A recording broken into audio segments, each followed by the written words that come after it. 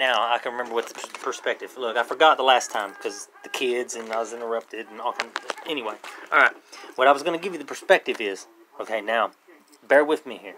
Now, it takes a little bit of thinking because a lot of this stuff does, you know, if you actually bear with me on a lot of this, you'll be able to see it'll enhance your perception. I'm just saying, just little things about the physics of things. All right, so your singularity, you have a singularity here, okay? Now, it's only relative to space. In all directions, every which way, it's only relative to space, all right? So, this thing can be spinning really fast or really slow, regardless, even if it's spinning. We would know, and this thing can't be measured, and relative to space, it is not spinning at all. It's sitting still, because space is looking at it from every angle, all at the same time, at every second, you know? So it's not spinning. Imagine you're in angular momentum with it. Say you're right here, and this is a rope, okay? This rope is all connected to you, all right? And this thing's spinning around, and you're spinning around, all right? And you're looking straight at it, spinning. You're not going to see it move. You're only going to see this one side the whole time. Even though you and it are spinning really fast, it's going to look like it's sitting still because you're looking right at it, and you're in lock with it. See what I'm saying? All right? But if you stop, then you're going to see it spinning. Okay? Well, when you are connected to it and looking at it, that's how space sees it. From every angle, though. See what I'm saying? Imagine it's just a big eyeball wrapped all the way around it. Space is looking at this, and it's just an eyeball wrapped all the way around it. So, this would be the Higgs boson. This is the true Higgs. No, look, they haven't found the Higgs boson, I'm telling you. All right? There's a heavy, dense Higgs boson. The most heavy Higgs boson, the most heavy particle that ever existed. And they can't find it. You know why? They're never going to find it, because it already happened. Okay? I'm just going out on a limb there. I'm just telling you. You know? You can believe what you want. You know? Obviously, a lot of scientists disagree. Oh, we haven't found the Higgs boson. The Higgs boson is heavy. Very heavy. Okay? It's very heavy because it's this. And it has no spin. You know why it has no spin? Because relative to space, this thing, it does not have any spin. Okay? But if you jump in here and start looking at it, now, since you're sitting here looking at it, you're still, you can see it spinning. Now there's a spin. See what I'm saying? But if you're not in there relative to it, there is no spin. Because space is only relative to it. See what I'm saying? It's a little, you know, it's not too hard to conceive, you know, but to grasp it. But it takes a little thinking. The understanding certain things like this, like they're real obscure, you know, and it causes confusion, and that's and even just the slightest confusion in situations like this is just like how the physics work. It's a cascade effect, you know, chaos theory. You know, you have just a small increment of change, it's going to eventually cause a spiral out of control. You know, if a lot of things are going to go wrong, you know, and that's a lot of the paradoxes and problems that we have. Just like space, all right? If you have just space, there's no beginning and no end. You cannot measure that, all right? You can't measure it at all. It has no measurement. You know, it's timeless.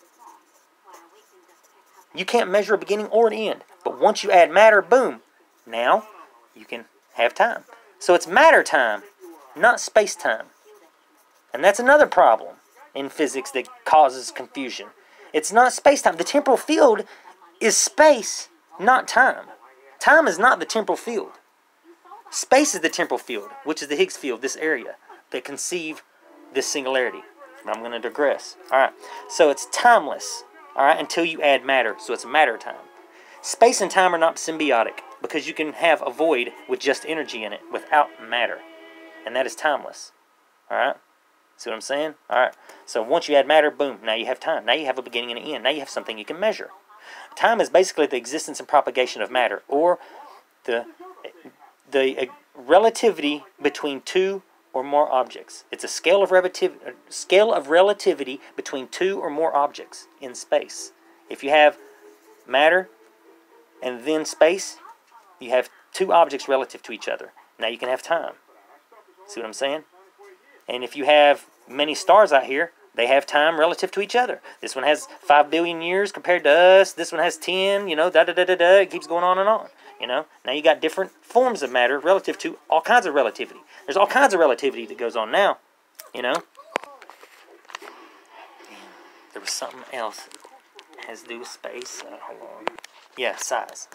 All right, size. It's basically inconsequential. It's irrelevant. All right. So look, I could have something that is tiny, but if you zoom in on it, it's really huge.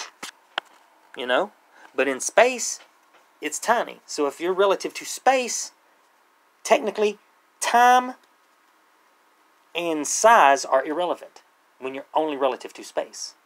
See what I mean? It's both. It becomes both because depending on what you are relative to it, but you aren't in there yet. You're not relative to it yet. So you can't apply those measurements, and that kind of causes confusion too, you know. But I mean, it's like a cascade effect of these simple things that causes so many problems in physics. And these are the holes in the Big Bang. And a lot of people haven't even heard of the cosmic plasma theory. Well, the cosmic plasma theory is real. And the Big Bang theory. And Big Bang with Y and X, ha-ha. Y and X, ha-ha, Big Bang. You know? I mean, come on. The male and female banging, I mean, come on. You know, it's like an inside joke that is, you know, it's a joke. It's an inside joke, but it's like nobody's caught on to it. Well, I mean, I'm just trying to throw it out there, you know. Oh, yeah, and time. Time is irrelevant. Because relative to space, anything is just a dot or a speck in existence. Anything. I don't care if it lasts 10 trillion years. That 10 trillion years is nothing to the existence of space. 10 trillion years is a water droplet in a frickin' ocean of vast void, fathomless oblivion. That is until you get to another universe. And yes, another universe does exist. As a matter of fact, get this. Alright, I don't know why they don't tell us this stuff. I mean, it's almost like, I don't know, some of this stuff just, I don't know, maybe they do and they disguise it as other crap. Some of it makes no sense to some of the stuff they say.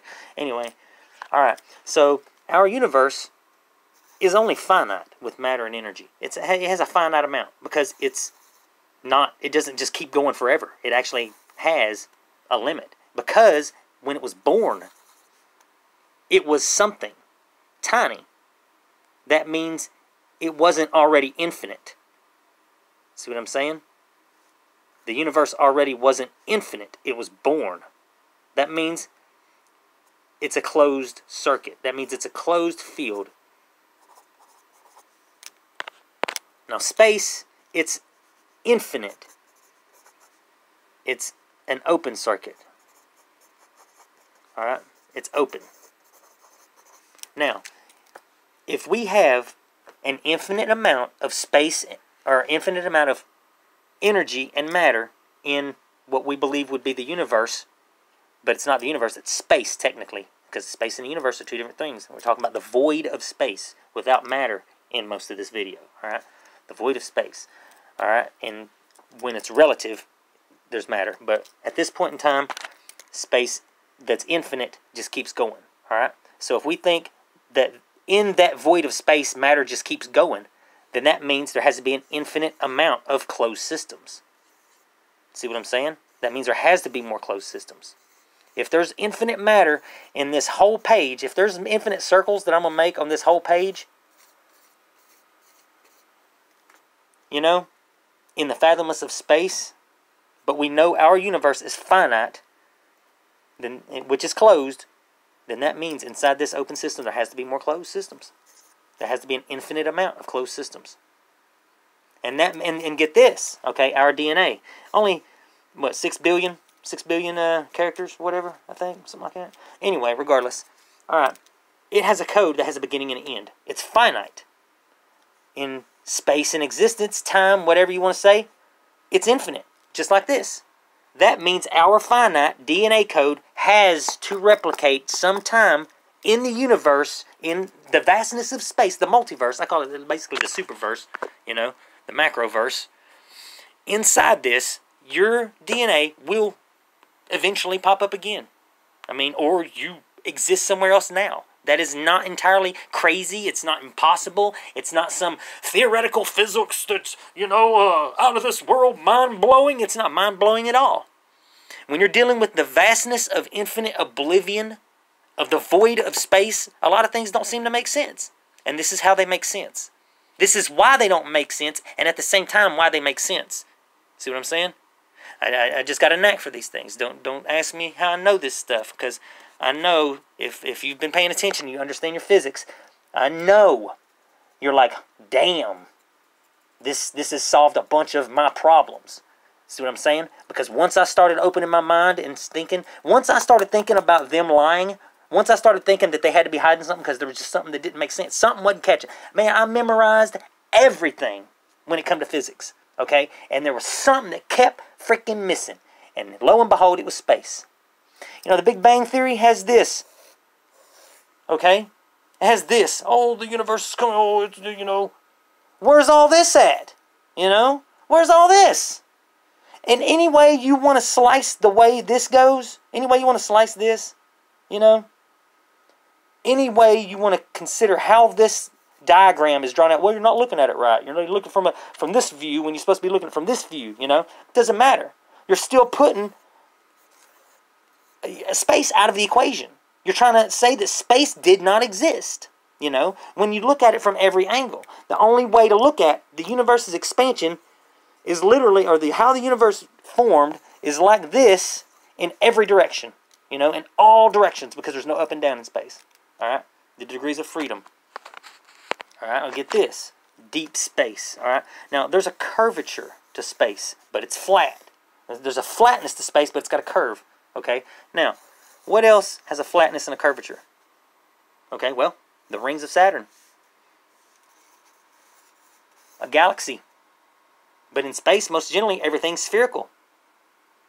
Why is... Okay, what's this? Okay, that means they have a gravitational source there. Our universe literally has a gravitational force. That's why it's got a curvature, and that's why it's got a flatness. It's flat because we're in a disk of something. Now, bear with me on this one. Seems like we could be in a macrocosmic galaxy, and our universe is basically just dust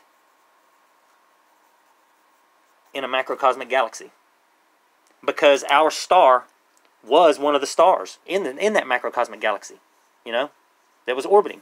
You know, it's just like it died, became a galactic nebula inside that big galaxy, that macrocosmic galaxy. See what I'm saying? It just keeps going. It just keeps going. And it's not confusing at all when you're looking at it right. If you got the right perspective, and it took me at least 17 years to find the perspective.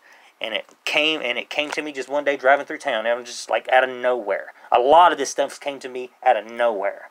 And in dreams, man. You know, it's crazy. But anyway, all right, this curvature also is a depth. See, curvature, the depth of space, deep space, it's its depth. Because it has so much depth to it. You know, I mean, it's literally infinite. And there is no up or down. It's just the degrees of freedom. I mean, there's every dimension. It's infinite dimensions in space, okay? But there's 12 dimensions that are comprehensible, or comprehensive, that we could actually comprehend. You know, there are 12. And it's basically a cube with two axes. Your Y and X.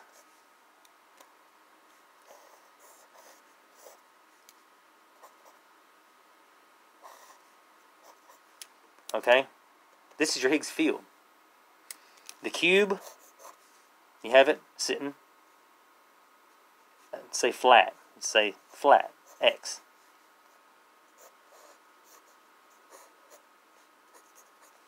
That axis. You have two areas.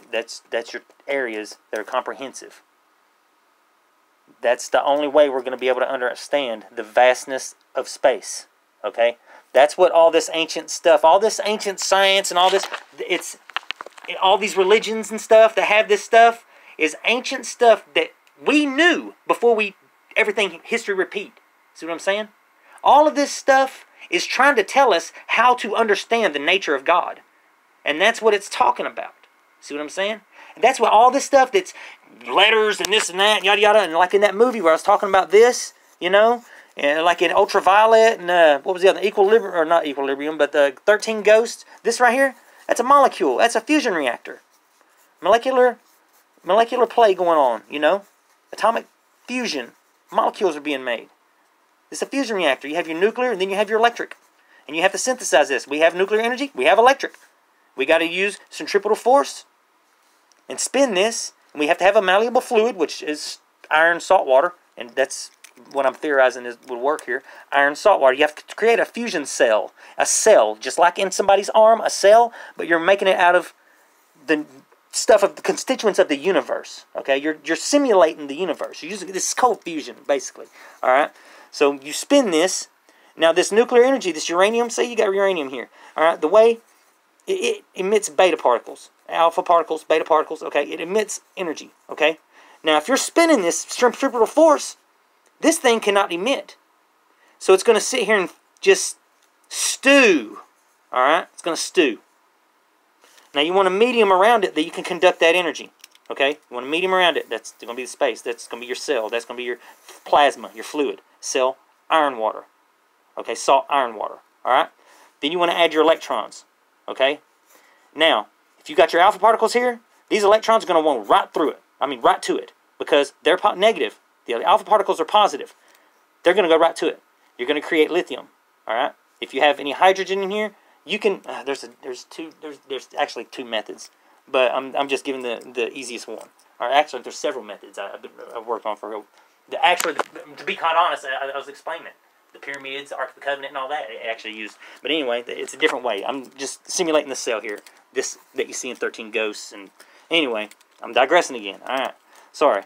Anyway, if you add your electrons, now these particles here you're gonna get particles. You're gonna get fusion. This thing is, you got a star, and it's so simple to do. So simple. With the simplest stuff. You just create a unified field, like MacGyver. I'm not joking, literally. You MacGyver cold fusion. But you do it in a professional way because nuclear energy can kill you. Okay, so you've got to literally have regulations doing this, you know. Or you can do it with a smoke detector and, you know, with the, americium in it, and just throwing that out there, you know, you can simulate it. You're not going to get a very, very strong effect, but you'll get some effect. What you want is something strong. Technically, I would suggest radium. Radium-226. Or just green, glowing, pure radium, you know. Anyway, I'm digressing. Alright, so now you're going to get fusion here. Because this thing is stewing already. It can't necessarily emit these particles. Okay? And in this fluid here, any particles that do escape are going to be collected by that fluid. And then the electrons are going to find it. See what I'm saying? So you're basically creating a little star here. You're MacGyvering a star, literally. I mean, I'm not trying to. I'm just throwing that out there. I'm not trying to be funny or anything, but